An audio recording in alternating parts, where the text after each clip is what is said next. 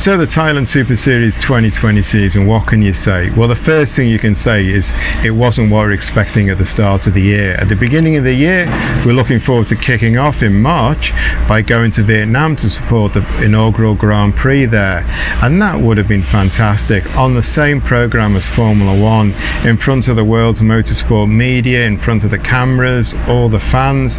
That would have really given TSS's profile a huge lift. And we were also looking forward to single seaters coming to Bang Sen for the first time, and that would have really changed things as well for Bang Sen. Put it up there with Macau, where F3 is their headline, and that would have been a fantastic visual and a big lift, another step for Bang Sen.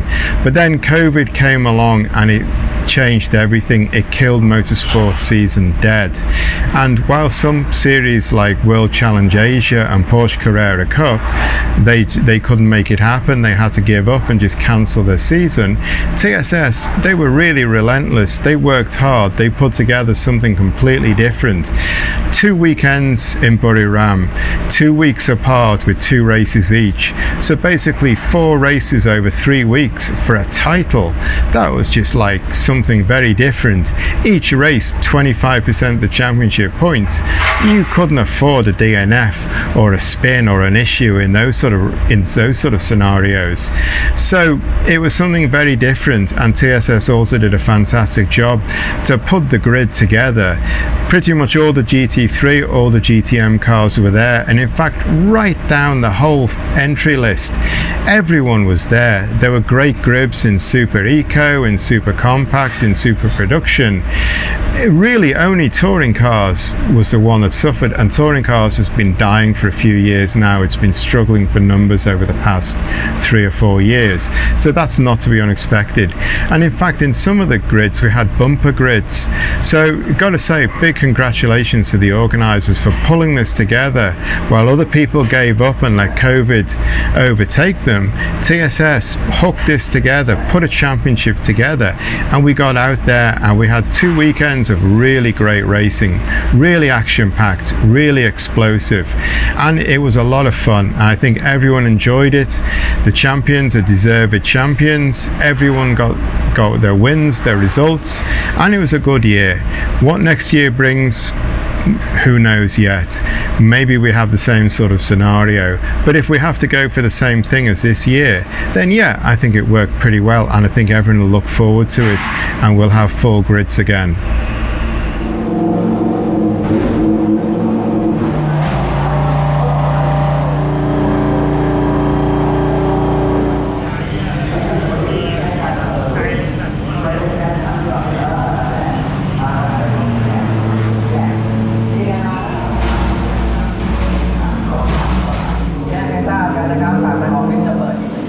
There's not a lot new this year in Thailand Super Series, and really that's because of COVID.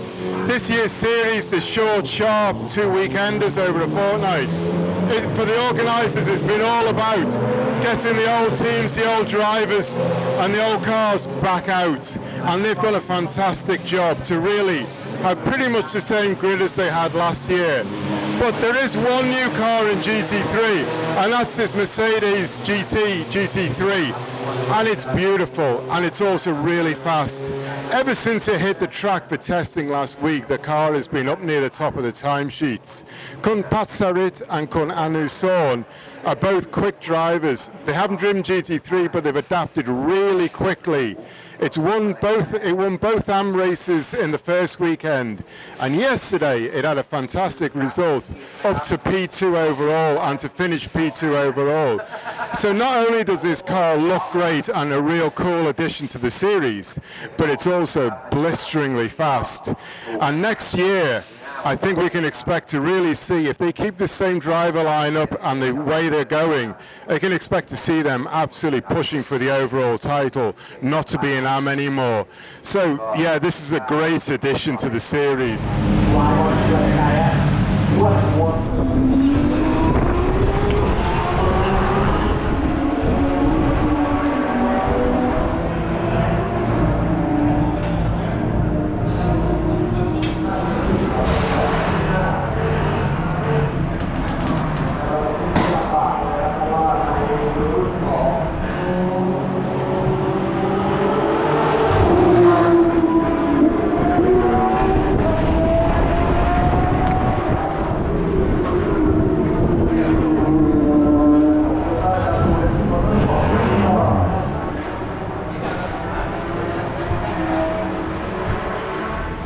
งจะเข้าสู่เรสสุดท้ายของการแข่งขันเรสถัดไปแล้วก็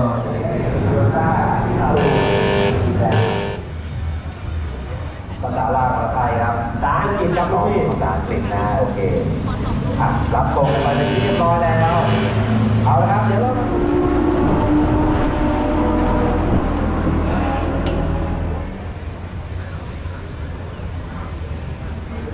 B-Quik Racing, what can you say? This is a fantastic team to work for. These guys are growing, they're improving, they're pushing all the time. This year we jigged the light driver lineup, so Henk joined with Philip. Philip is new to the team.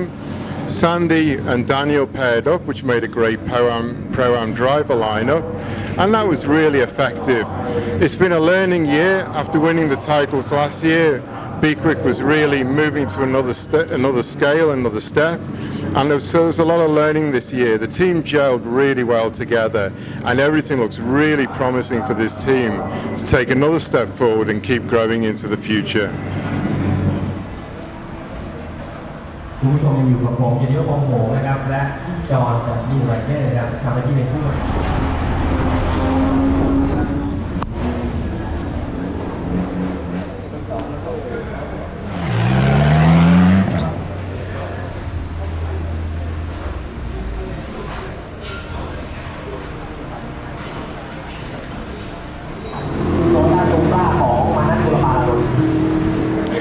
Behind me is the car that the fans come for, the Toyota Supra A90, newly rebodied for this year's series by Toyota Thailand. This is the most popular car in the field for sure. We've got some fantastic GT3 cars, Ferraris, Lamborghinis, Audis, Mercedes, but really for the Thai fans, this is the one they connect with, this is the one they hook for. And it's had a great start. We're on the grid on Saturday here, and it's right on the edge of the title. It's already been winning in K Manat's hands, and it should wrap up the title over the next half an hour of this coming up race. So it looks all good. It's a great PR effort for Toyota. The fans love this car, and it should have both hands on the title in the next few minutes.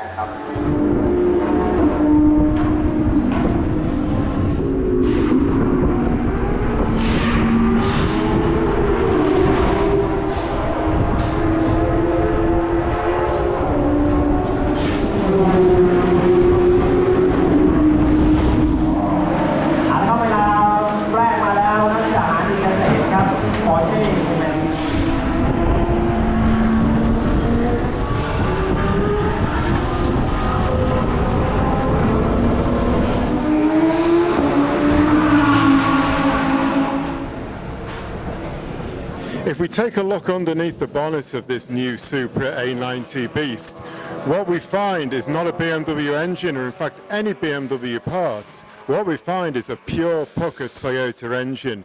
This car is 100% Toyota. This car has been developed by Toyota's factory team in Thailand. It's using all Toyota parts. In fact, it's been developed from the 86 body car they ran last year and for a few years before that. And they've rebodied it as a Supra. So this is a car that should really hit the nail with the Thai fans, with the Toyota fans. The people who doubt and snipe and the haters for the BMW connection of the production car, they have no worries with this car at all. This is pure Toyota, 100% Toyota underpinnings. This is something that the Thai fans, the Toyota fans, can really get behind, feel really at home about.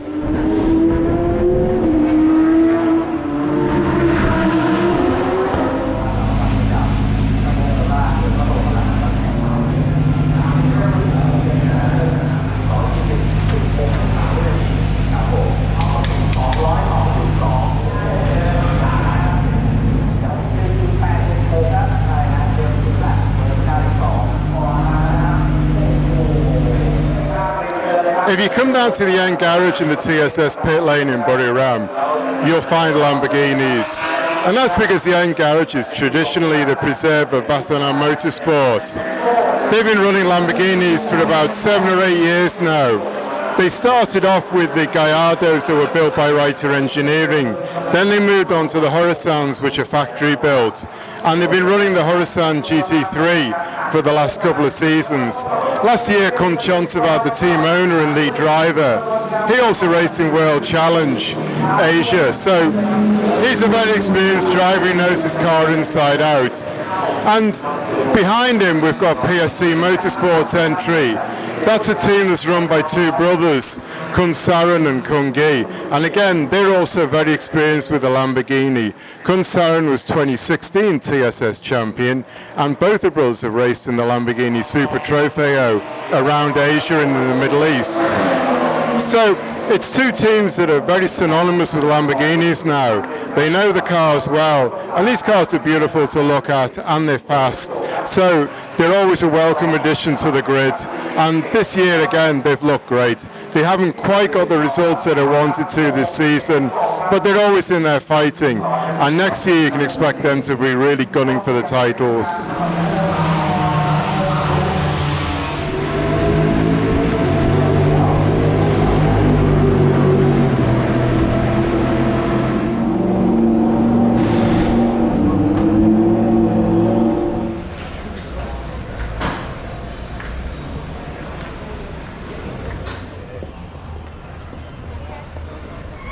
I just want to talk about qualifying, and now qualifying is really strategically important in TSS. It's almost like F1 now, where track position is everything.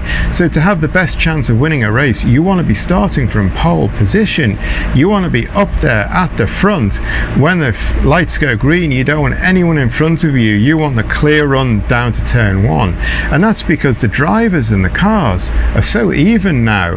If we look at some of the pros, if we look at like Sandy and Bank and Boom and Carlo, these guys are very even.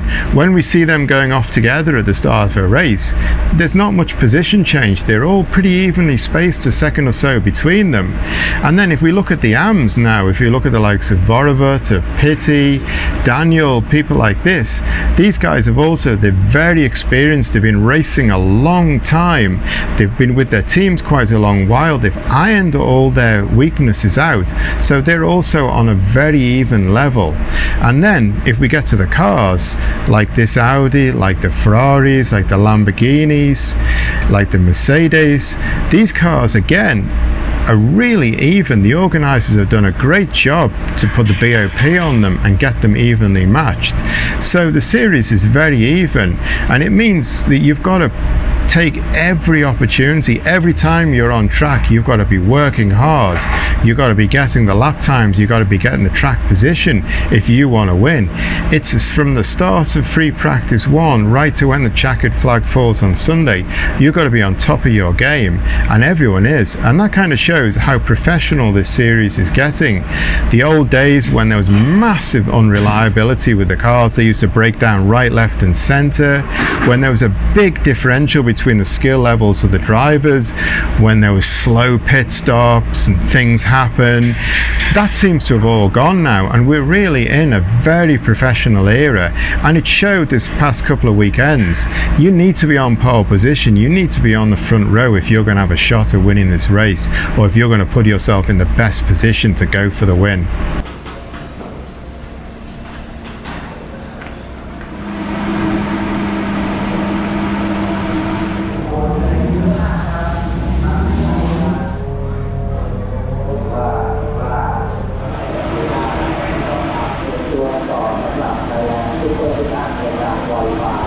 Thailand has a really big connection with Porsches. There's a lot of 991s this year racing in Super Car GTM. And in GTC, there's a load of Porsche Caymans. They compete in a one-make trophy for the Cayman, and they also compete in a Porsche devised cup along with the 991s. The award points, and there's a Porsche trophy. So there's a real big connection between Porsche and Thailand Super Series now, and particularly at Bang Sen, the Porsche Carrera Cup comes here. So Thailand Super Series and Porsche, it's growing and growing. Expect more cars on the grid in the future for sure.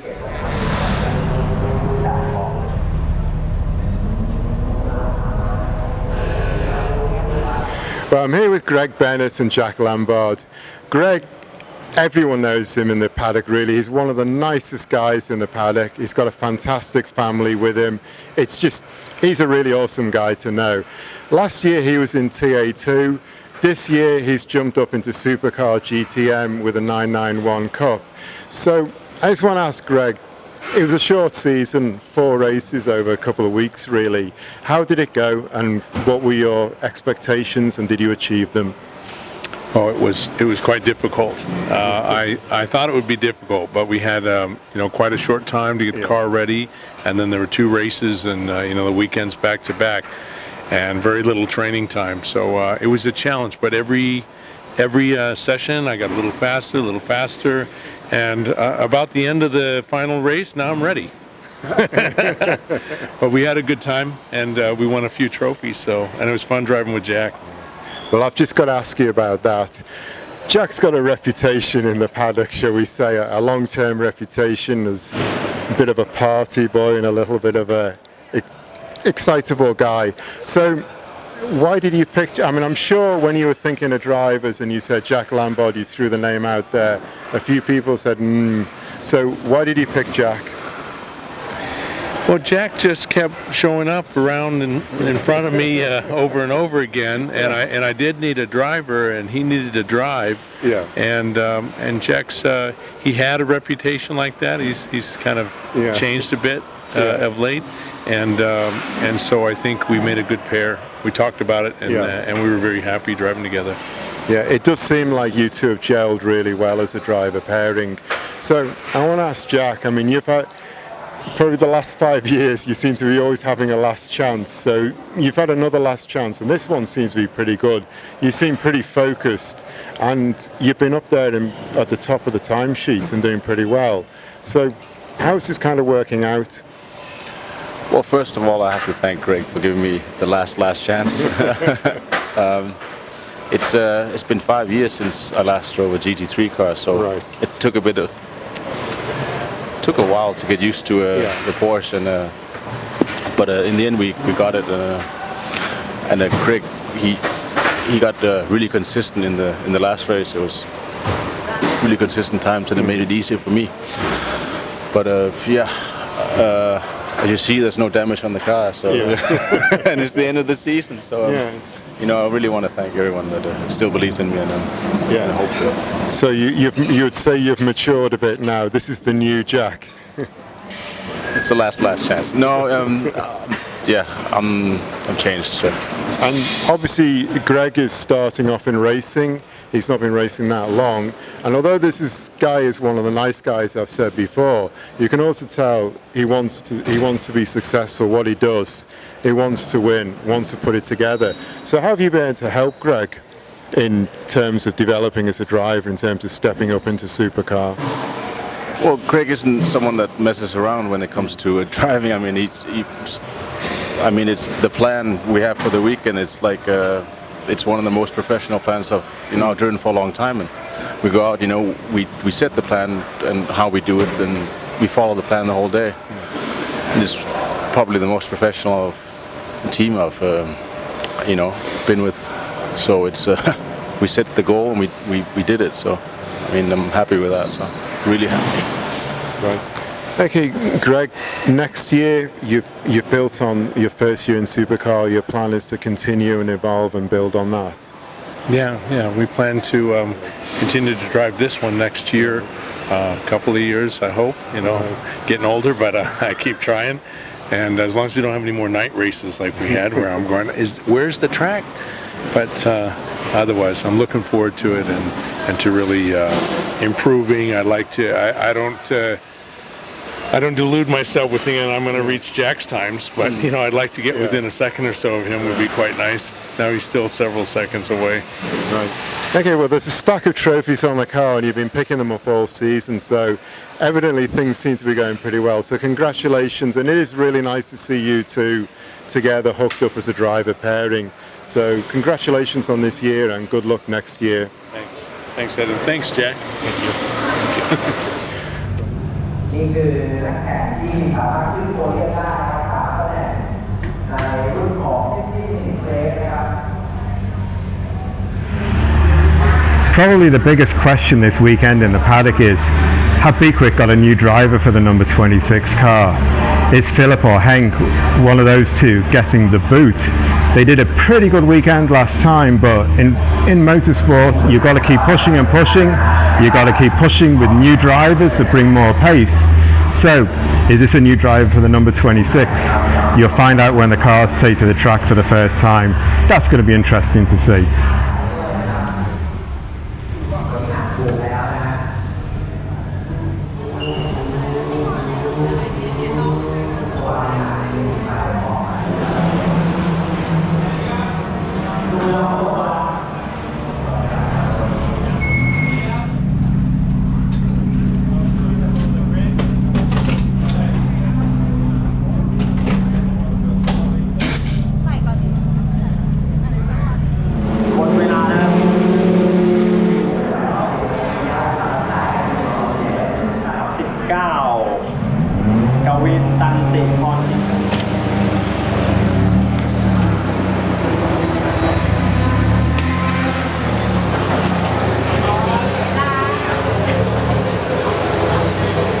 It's not just about the supercars in the main paddock in the garages. The support paddock is also bursting full this weekend.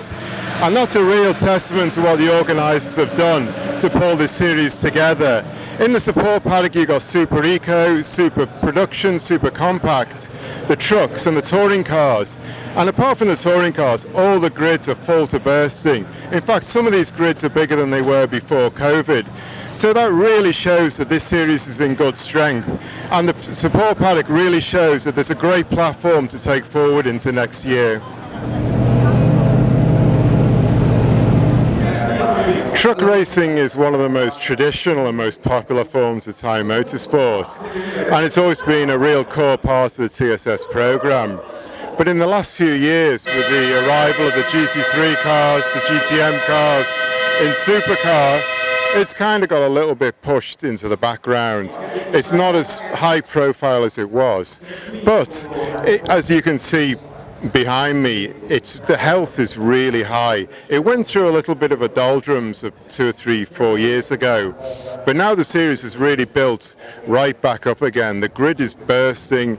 There's all new generation trucks on the grid, and it's really still really popular with the fans. And you'll also see there's a lot of sponsors, a lot of trade sponsors who want to be involved in this because this connects with the fans. So it's a very good PR and marketing exercise, and the truck racing is really cool. It's really exciting.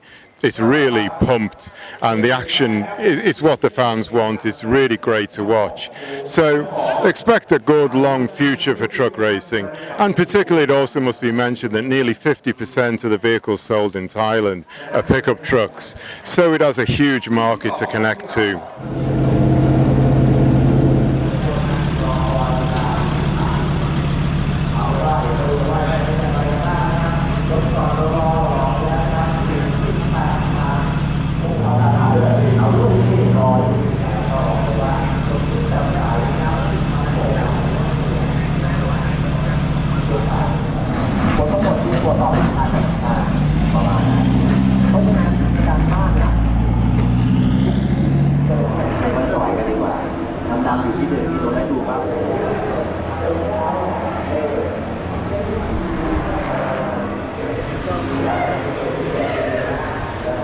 I don't think any review of the season will be complete without talking to Craig Corliss. He's one of the larger-than-life characters in the paddock.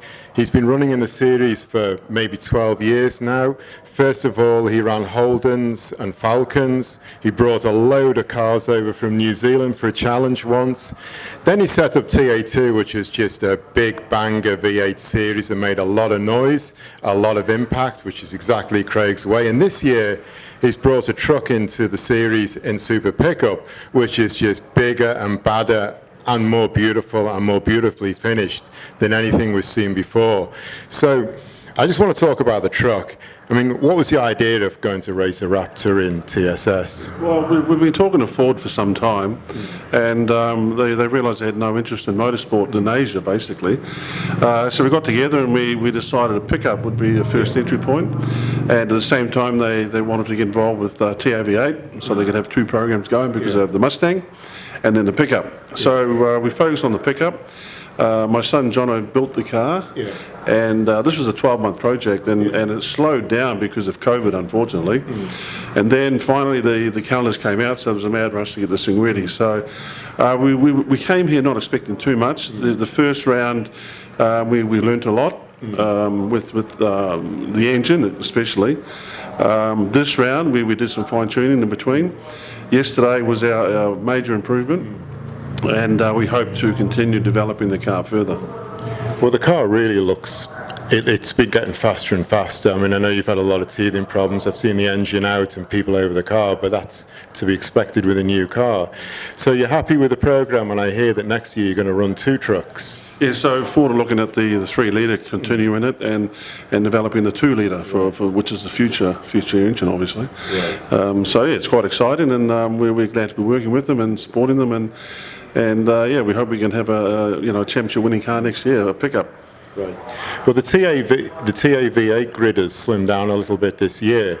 So what's your plans for the future with that? Yeah, I mean, because of COVID again, we couldn't get international drivers, and then when the field thinned down, people sort of also said, well, I might look for something else. So we've still got in the region 13 cars, and so we're looking to get a grid for next year. And if we get 5 cars, we can have our own race. I mean, they're good, they're fast, they're reliable, and I mean, yesterday you saw that big accident. Today it's on the track, finishing the race strong. So, yeah, the plan is to have a grid for next year, and but the 30-minute races. Maybe running with GTC, we have to talk to TSS about that. Okay, the last thing I wanted to say to you, that was a big accident yesterday. We saw the car go off, and it took about 10 minutes before you got out of the car, and a couple of hours later I saw you in the paddock and you just had a little bit of a limp. So these cars are pretty strong. Yeah, they're very safe for the driver. I mean, that was a big impact. It was 150 Ks, and I'm feeling it today. My body's very sore. My ankles, I might have a bit of a break or something, but basically the car's very safe, and with that sort of impact straight in, to get out, the only reason I took a little while was undo the belts and mics, but however, it was I've got no long-lasting injuries, so. Well, it's good to see you're all right, and obviously the truck's been great to see. It's really shaken up the truck field, and not just in terms of power, but the visuals and the aesthetic aspects of it are bang on. So we look forward to 2 next year, and we look forward to seeing the TA-V8 cars as well next year. Lovely. Thank you, Craig. Thanks, Ed. Good to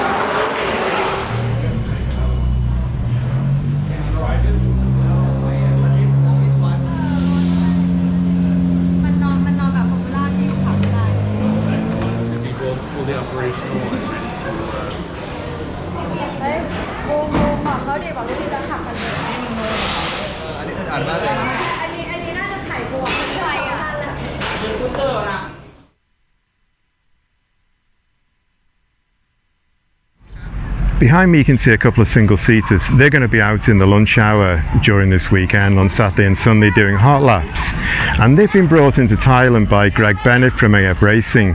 Greg, who obviously runs the purple and black Porsche Cup in Super Car GTM, but he's starting a racing school up here at Circuit with these cars.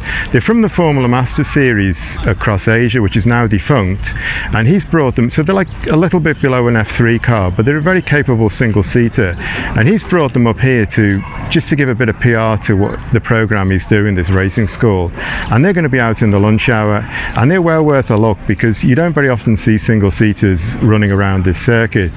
So it's something different, it's something quite interesting, and it's quite a bold initiative that he's set up. So, you know, good luck as well to his race school. We hope that does well. We hope it can be something where young drivers can really step up into single-seaters and start to look at a career in that direction, because most Thai drivers, they just go straight into touring cars and sports cars. And the car's been driven by Boom, who's a former TSS champion, and he's driving the Bentley for AAS this weekend, but also he's driven single-seaters Formula 3 cars in Europe, so he really knows how these cars work.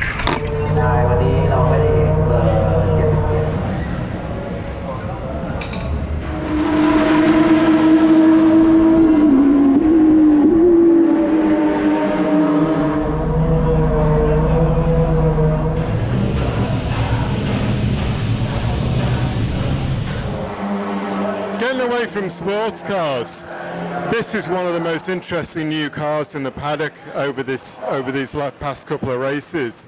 This is Singha Motorsports' new Honda Civic, their new generation car. This project has been a long time in the planning and the build period. It's been about 2 years since they started off this project, and finally we're seeing the car. The car is really raw, it's not finished yet, but they wanted to bring it out, they wanted to get some miles on it, get it out in the public, get a bit of PR, get a bit of excitement and interest in the project going. So the last round, it only did few laps, and then had an engine problem, and we didn't see it again. This time, it's been out to be able to do a lot more track time. It's off the pace, it's still a lot of work to go, but it's a beautiful project. I had a look around under the bonnet underneath it, and it's been what you'd expect of Singha Motorsport. No expense spared to get this right. A lot of thinking gone into the technology, into the layouts.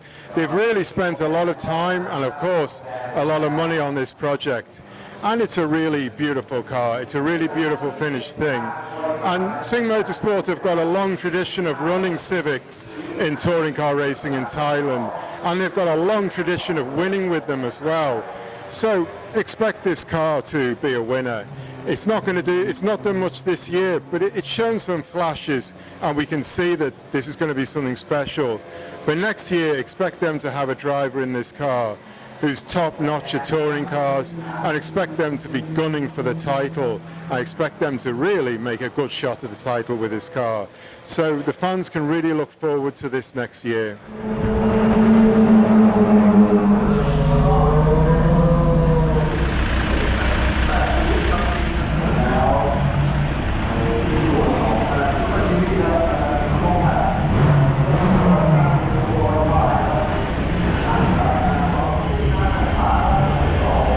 I'm here with Mike Freeman and Ross Holder, their driver and chief engineer for Innovation Motorsport, respectively, and they've had a pretty terrific weekend. They've won the Drivers and Teams Championship in Super Compact again, and so I'd just like to say congratulations, guys, for that. Congratulations. And in fact, they started racing the Mazda2 diesel about 5 years ago. They've already won titles with it, so it's not new to win titles, but they're running a turbo diesel car against opposition that's probably better suited to racing, but they've developed this car and they keep developing it so it continues to be a winner. So I want to talk about this weekend really. First of all, yesterday, as I was saying to you, when I looked at the timesheets for qualifying, there was no times, your cars were at the bottom of the timesheets, there was no qualifying times, and today you won the race 1-2 and you were about 17 seconds ahead of the third car. So can you tell me a little bit about why you were sitting out qualifying? So the first qualifying, because in the 55 car, Craig Corliss and I actually share the car, where Jarut's driving by himself. So in qualifying one, Manor was able to get a lap time in with the car, which put him on second on the grid. And then Jarut's car basically had a fuel system failure, which sat him out of both qualifying sessions. He got to start last, effectively both. Tomorrow, because I didn't get a run in Q2 because the gearbox broke on the outlap, I'll start from the back with Jarut tomorrow. But as usual, the guys found solutions last night, worked hard. insight from Ross to get on top of the problems, and the cars went out and ran faultlessly today. Right. So these cars, they're pretty, you know, if you're starting from the back of the grid, I mean, like I said, it's a diesel race car. You can push through to the front of the field, and you've got some pretty good cars there in the field. Yeah, I guess they're, you know, I guess the last 1 or 2 years, the cars have probably been collecting some trophies, finishing the podium more to other people falling out. And our cars have been probably reliable, but they haven't been super fast. But probably over this year, there's been a huge amount of work done to actually get the speed up again. So we've got some really, really good speed with the cars. They're a little bit fragile now. We'll work on that for next year, but we've got some really good speed. I was going to say we're probably 3 seconds faster than last year. With the cars, yeah. You know, it was funny in the race. I was having a bit of a laugh with myself at the end. You know, we're doing 2-minute ones. You know, basically we were struggling to qualify at that last year. You know, and I was actually trying to slow the car down to let Giroud catch up. So yeah, we've come a long way in a few months. So. Okay, so I want to talk about the car actually with you, Ross. I mean, normally when people go racing at this kind of level, at the smaller sedan level, they use a Toyota or a Honda and these kind of engines, and obviously a petrol engine. So you had to start developing this car completely from scratch. And if we go back to 2015, I can remember when you first started racing, you still had the stop-start on it. And the first races, I think, yeah, the aircon, you were on the back of the grid and everyone else went off. And you guys kind of poodled off very quietly once the stop-start kicked in. And, you know, so you've developed a car that was way off the back of the grid when you, I mean, obviously you just put it straight in the deep end. But can you just tell me a little bit about developing, you know, a diesel race car like this where you don't have technology and IP to draw on and turning it into a winning car? Well, I guess, you know, at the beginning, your assessment is pretty correct, and we just started off with effectively what was a fully fledged road car, and we just started doing what you might call the obvious kinds of development items. So the suspension's pretty good as standard, and it responds very well to a bit of tuning, so you can turn it into quite a nice race suspension, and you can do a little bit of what you would call aftermarket tuning of the engine, but that has its limitation, probably as well as the chassis has its limitation, unless you get serious. And at that point, I mean, the other marques you talked about, there's a lot of kind of speed shop solutions available for those marques because they're raced globally. Whereas for this vehicle, it really doesn't have any of that because it's not widely raced, especially in diesel form. So we've effectively had to do our own aerodynamic package development. We've done our own suspension development. We've kind of gone past the point where you just look at springs and shock absorbers and looked at suspension compliance and a whole range of other issues. Gearbox development. Yeah. So and then at some point, you know, it's a little car with a little transmission, and we've started to make really big power. So the transmission is obviously a tricky item to deal with. So we've gone into our own transmission development, getting a close ratio box with straight cut gears that's quite a bit stronger than the standard one. And then the final thing that we've done this year is we've changed the engine management system over to Motec. And that is a really, that's a huge incremental leap in terms of what you can achieve with the engine. Okay. So you'd say there's still more to come out of this car going forward into the future? I would say so. I mean, we're very happy with the engine performance at the moment, but we can see clearly that there's more available from the engine. I think probably the issue for us at the moment, we've taken the engine to a certain level and thought, okay, that's good. Like that makes us competitive, and at the moment, a few of the subsystems around that not let us down, but they're clearly marginal. So we have to be careful with them. So what we need to do is probably work to make those bits more robust, and then you can have another go at the engine and produce a little bit more performance, we think. Okay, well, congratulations again on your victories today and winning the titles, and we look forward to seeing more of you in the future, more of you winning, of course, in the future. Thank you. Thanks, Ed. Thank you. Thank you. Thank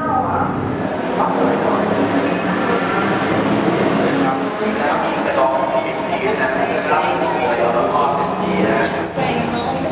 as I said before, there's not an awful lot new in Thailand Super Series this year. We mentioned the Mercedes and GT3, obviously that was new. But there is another big new thing this year, and that is that the control tyre for the series has changed from Michelin to Hankook. So that's been a big variable for the teams to learn about. These tyres, their characteristics, their performance is very different to the Michelins.